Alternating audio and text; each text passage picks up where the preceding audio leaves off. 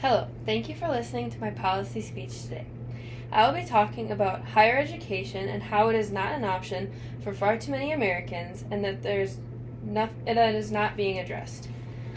There are 4 main reasons why college should be free according to an article by Best College in 2024. Those 4 reasons are: first, educational opportunity levels should be free. Second, a more educated population benefits individuals and the economy. Third, student loan debt will decrease exceptionally. And fourth, students can more freely pursue their passions. That being said, the question is, why is secondary education so far out of reach for many American students, making the education system and workforce less successful? When doing research on this topic, I came up with a few issues that stood out to me. First, there are lower wages for those who do not have a higher education. Those who do not pursue a 2 or 4-year degree are often left in the dust by those who do. Therefore, those who cannot afford 4-year colleges often start out behind others. Second, colleges are seeing significant drops in their attendance rate as less and less can afford to attend. Since less people can afford to attend, they have to bump the price up again to make up for those who aren't attending.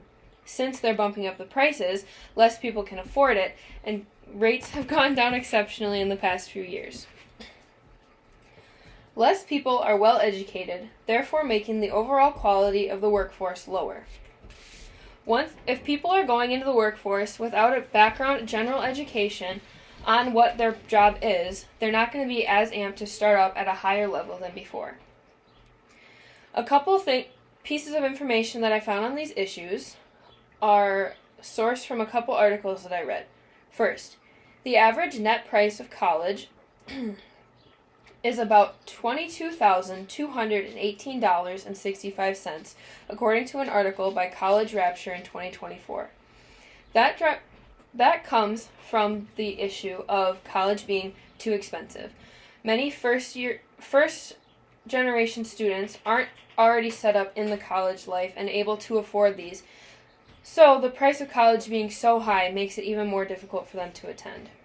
A quote from U.S. News in 2024 says, total enrollment in 2-year and 4-year institutes of higher education peaked in 2010 and has been tailing off ever since.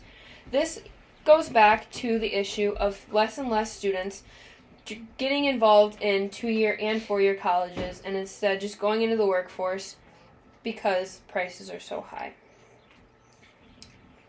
Another piece of information that I found is that it is seen as the main way to succeed. Yet, so many are underrepresented in college. It's looked at as college is your only way to make it in the world. If you don't attend a 2 or 4-year college, you're set back behind everybody else. Yet, those who are first-generation students from low-income homes or that do not have the already set-up plan as others do, who have already been attending college in their family, they're not able to fast-track into the college life like others are. That is from the Vermont Connection in 2023. So, what causes these problems? The main thing that I found that causes all these problems is that the system is directed towards those who can already afford college. Families that already are set up with financial aid and loans and things like that are able to get their kids into the college life. But those who are first-generation students who don't have that set up don't have that luxury.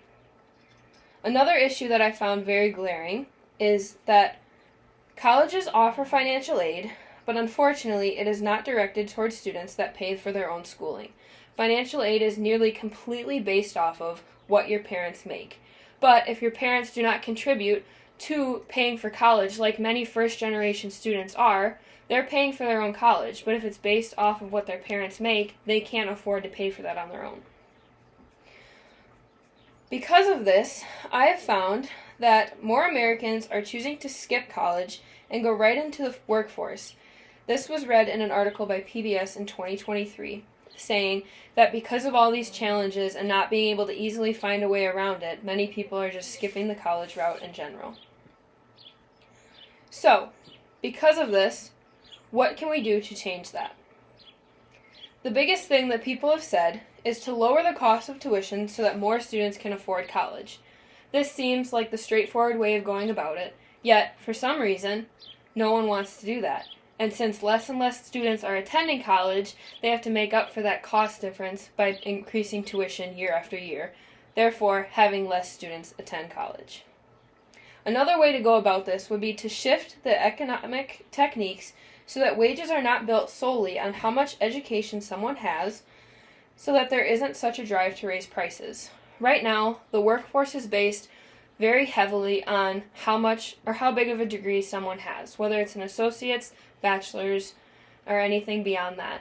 The higher degree you have, the higher your wage is going to be. So someone coming in right out of high school is less amped to get a higher salary to make payments on college, therefore not attending college and just having to work through the process.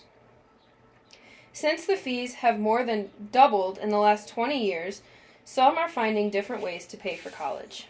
According to an article by CNBC in 2023, the most common ways families are paying for college are through scholarships, grants, student loans, or simply out of pocket.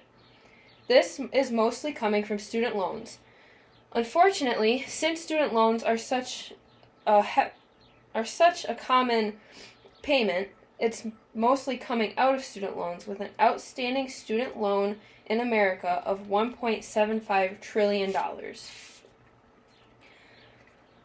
In conclusion, the price of college is far beyond the average family, but it affects them the most.